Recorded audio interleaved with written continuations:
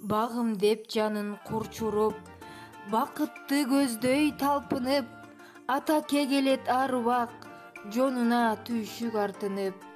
Бүгүн Кара Суу районунун Мөнөк айылынын тургуну Капаров Маматайырдин 52 жаш куттуу курагы.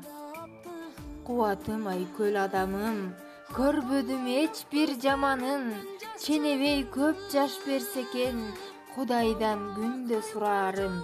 Менин түгөнгүс байлыгым, сүйүктүү атакем, бүгүнкү туулган күнүңүз менен чын жүрөгүмдөн куттуктап, сизге ден соолук өмүр каалайм деп, балдарыңыздын атынан кызыңыз Батма куттуктайт.